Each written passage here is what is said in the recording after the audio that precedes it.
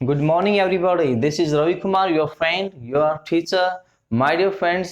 जो आज की हमारी वीडियो रहेगी उसके अंदर आज हमारा एक बड़ा ही बेहतरीन कंसेप्ट रहेगा जो कि आर्टिकल द के बारे में होगा। दोस्तों, ये इतना बेहतरीन कंसेप्ट है कि अच्छे लेवल के पेपर के अंदर हमेशा पूछा जाता है आपसे। ए एन द के सिंपल यूज पेपर के अंदर नहीं पूछता एग्जामिनर, वो आपको फंसाने के लिए दा के उन कंसेप्ट्स को उठाता है जहां पर दा का यूज होता ही नहीं। हाँ जी दोस्तों, जहां पर दा का यूज होता ही नहीं। तो इस वीडियो के अंदर हम सीखेंगे कि हम किन किन चीजों के सामने किस कंडीशन में दा का यूज करें और किस कंडीशन में हम दा का यूज ना करें।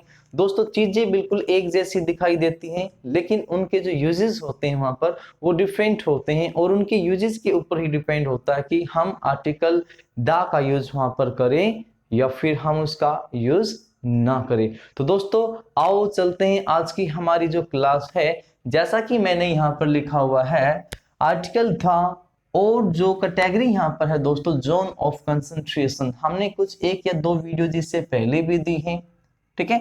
और हमारा ये प्यार भरा सिलसिला अभी भी इस क्लास के अंदर भी जारी है।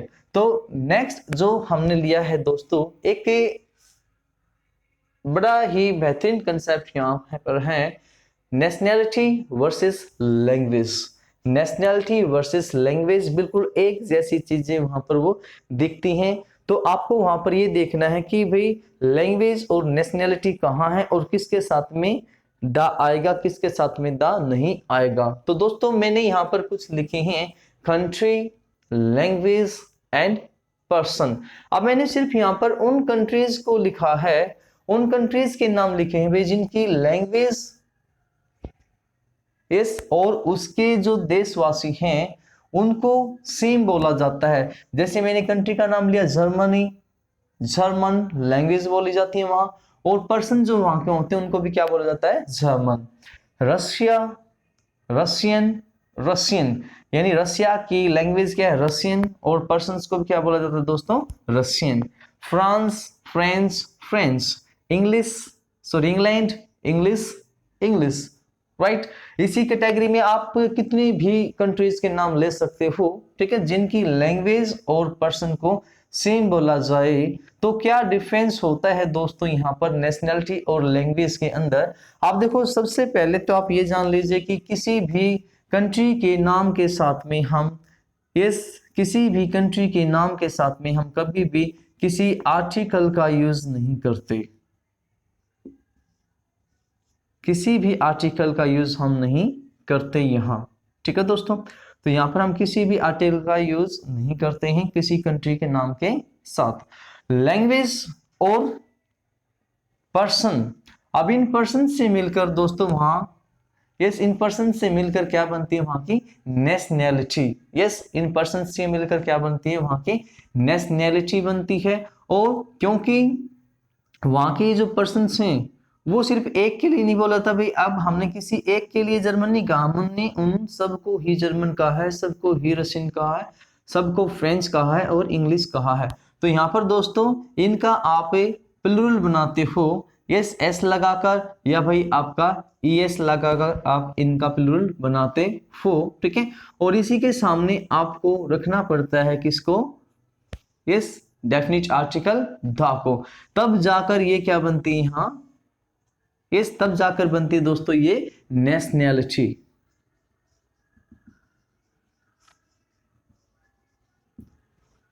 तो क्या बनती है द प्लस में, अब ये जो भी पर्सन है इसको आप क्या करते हो, प्लूरल बनाते हो और वहां क्या बन जाता है, नेशनैलिटी, ठीक है। यानी इस नेशनैलिटी के साथ में आप द का यूज करते हो, क्योंकि ये जो नेशनैलिटी है ना दोस्तों ये हर किसी की स्पेसिफिक होती है, डेफिनिट होती है। तो इस कैटेगरी में यहाँ पर आप द का यूज करोगे। अब देखो, जो लैंग्वेज है, लैंग्वेज कोई भी इंसान, किसी भी कंट्री का इंसान किसी भी कंट्री की भाषा को बोल सकता है अगर वो चाहे तो, ठीक है।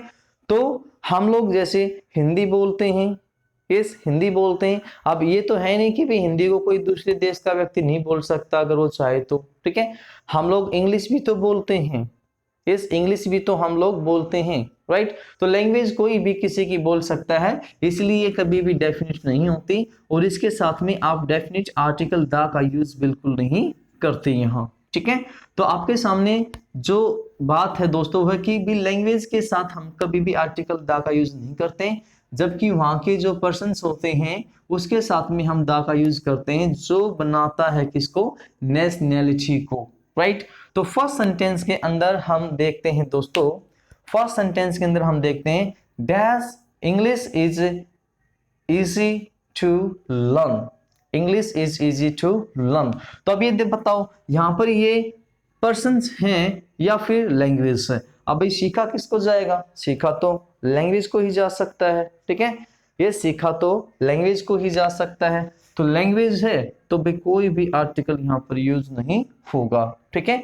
आगे बढ़ते हैं दोस्तों, English ruled over India, English ruled over India. अब ऐसा तो नहीं है कि भी किसी देश के ऊपर या चलो इंडिया के ऊपर इंग्लिश भाषा ने रूल किया हो, ठीक है, रूल तो वहां के लोगों ने किया था। तो आप इसके साथ में दा का यूज यहां पर दोस्तों करोगे, ठीक है, इसके साथ आप दा का यूज करोगे। अब आपके मन में एक बात आ रही होगी कि सर आपने तो कहा कि भी दा, ठीक है, और भाई यहां पर जर्मन, रशियन, फ्रेंच, इंग्लिश ये वाला मीन्स पर्सन, और उसके साथ में आप एस या ईएस का यूज करके उसको प्लूरल करोगे, ठीक है, ये कहा आप लोगों ने। यस, ये आप सोच रहे हो कि सर आपने ये बात अभी अभी कही थी, लेकिन यहाँ पर इंग्लिश के साथ में आपने एस या ईएस का यूज तो नहीं किया। तो दोस्तों इसके लिए इधर देखिए एक बार कि इस वर्ड के पीछे यहाँ, यस, इन वर्ड्स के पीछे अगर आपका S double S C H O S H X Z अगर ये आ जाएं, यस, ये लेटर्स अगर यहां पर आ जाएं लास्ट में, तो उनके साथ में फिर एस और एस का यूज नहीं होता। यस, वो एज इट इज ही रहते हैं और वो अपने आप में प्लूरल ही होते हैं, ठीक है, अपने आप में वो प्लूरल ही होते हैं, right.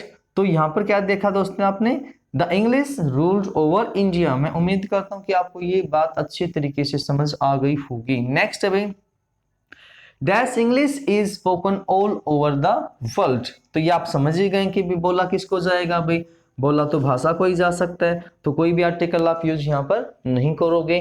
Next, dash French attacked dash English 400 years, right.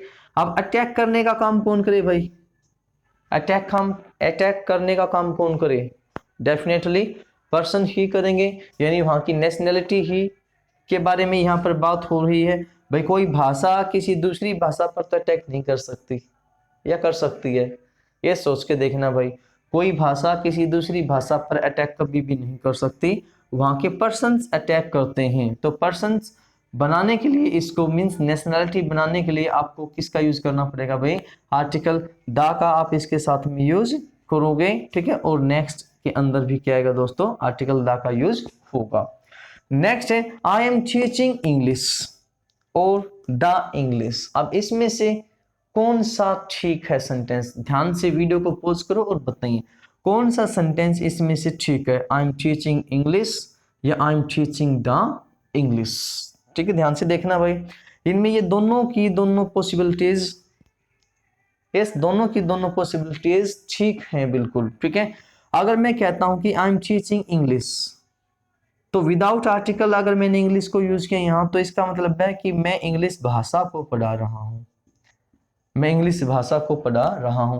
अगर मैंने द यूज किया इसके साथ में, I am teaching the English, इसका मतलब क्या हुआ भाई, ये कैटेगरी आ गई आपकी, yes, I am teaching the English, इसका मतलब है मैं इंग्लिश लोगों को पढ़ा रहा हूं भाई, नेशनैलिटी वाली बात यहाँ पर आ गई है, ठीक है, यस, इंग्लिश लोगों को। तो मेरा पढ़ाने का काम यहाँ पर इस सेंटेंस के अकॉर्डिंग कैसे है भाई, इंग्लिश लोगों को पढ़ाना है। I am teaching the English means English लोगों को मैं पढ़ा रहा हूँ, और आई एम टीचिंग इंग्लिश यानी मैं इंग्लिश भाषा को पढ़ा रहा हूँ। तो मैं उम्मीद करता हूँ कि आपको ये चीज समझ आई होगी। नेक्स्ट के ऊपर हम चलते हैं, dash Greeks used the black magic, right. अब ग्रीक्स मीन्स यहाँ ग्रीक पर्सन है, क्योंकि एस यहाँ पर लगा हुआ है। तो दोस्तों यहाँ पर आपको नेशनैलिटी दिखाने के लिए क्या लगाना पड़ेगा भाई, द ग्रीक्स। तो ये नेशनैलिटी को बता रहा है अब ये पूरा का पूरा फ्रेज।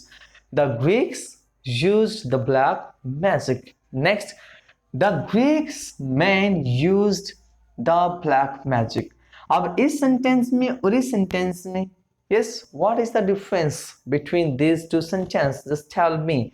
सोच कर देखें दोस्तों, द ग्रीक्स अगर हम इतना कहते हैं तो यानी ये किस चीज को दिखाता है भाई, वहां के लोगों को। यस, वहां के लोगों को दिखाता है। और फिर ये क्या है, ये भी वही बात है भाई, मेन।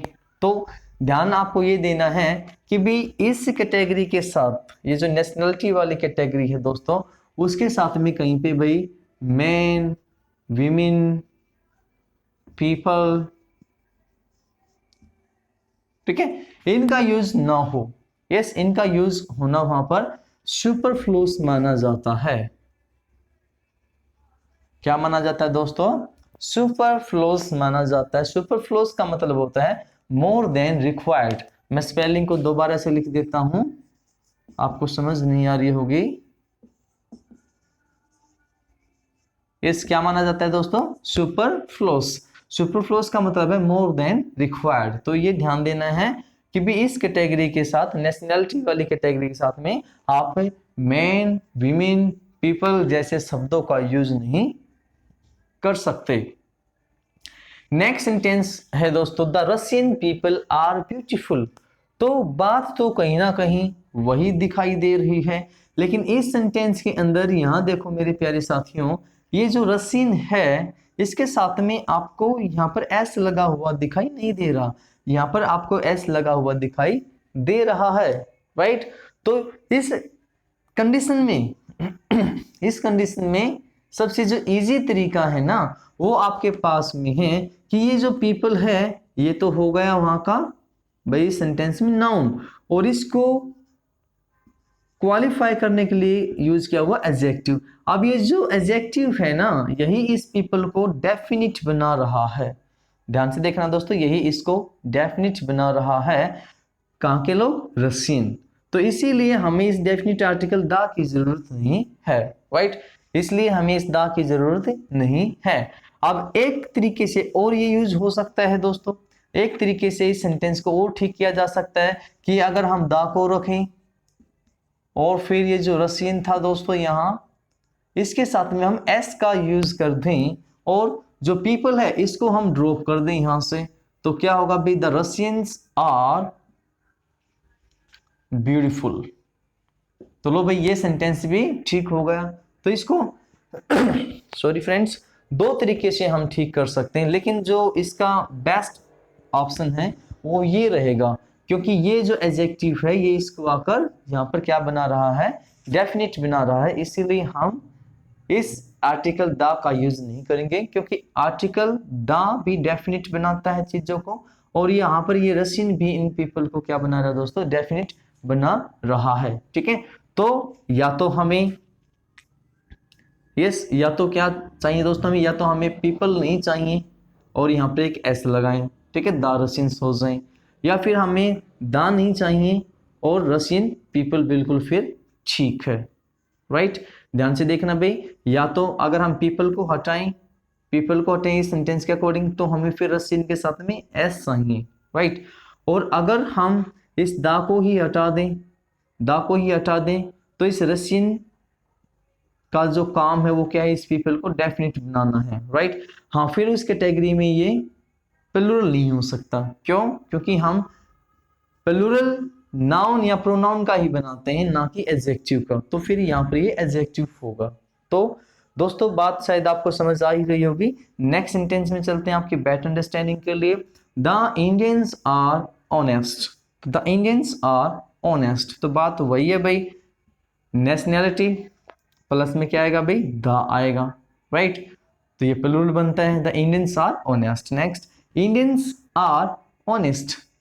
Indians are honest. अब इंडियंस आर ऑनेस्ट, ये नेशनैलिटी बनाने के लिए हमें किसकी जरूरत है भाई, द की जरूरत होगी यहाँ, इस दा की जरूरत होगी। अगर आप इसको दा मीन्स दा अगर आप यहाँ पर यूज नहीं करते हो तो आपको क्या करना पड़ेगा फिर भाई, इंडियन। इस एस को हटाओगे क्योंकि फिर आपको ये एडजेक्टिव बनाना पड़ेगा, Indian people are honest. Yes, everybody knows we Indian are known is for our honesty. हर कोई जानता है भाई कि इंडियंस जो होते हैं वो ईमानदार होते हैं। तो दोस्तों एक प्राउड फील करने वाली बात हमारे लिए ये है, राइट। मजाक में भी वास्तव में भी होते हैं। आगे बढ़ते हैं, the Indians people are honest. तो बात तो वहीं आ गई ना, यानी ये सेंटेंस आपका रॉन्ग है। सिर्फ पहला ही सेंटेंस आपका ठीक था, दूसरा सेंटेंस रॉन्ग था, उसको हमने ऐसे ठीक किया, द यूज किया यहाँ। और तीसरा सेंटेंस जो है दोस्तों, इसके अंदर तो बहुत बड़ा लफड़ा है। यस, लफड़ा ये है कि या तो इस पीपल को हटाओ, हमारा सेंटेंस ठीक है, फिर पहले वाली कैटेगरी आ गई है, ठीक है। अगर पीपल को रखते हो तो इस दा को भी हटाओ और इस एस को भी हटाओ, फिर ये क्या बन जाएगा, इंडियन एडजेक्टिव बन जाएगा। तो दोस्तों उम्मीद करता हूँ कि आपको ये वीडियो अच्छी लगी होगी। अगर आपको वीडियो पसंद आती है तो इनको लाइक करें, दोस्तों के साथ में शेयर करें, और चैनल को अगर सब्सक्राइब नहीं किया तो भी सब्सक्राइब भी करें, ठीक है। तो मिलते हैं साथियों नेक्स्ट वीडियो में, तब तक के लिए अपने दोस्त को दीजिए इजाजत। Bye bye, tata, good night, love you all.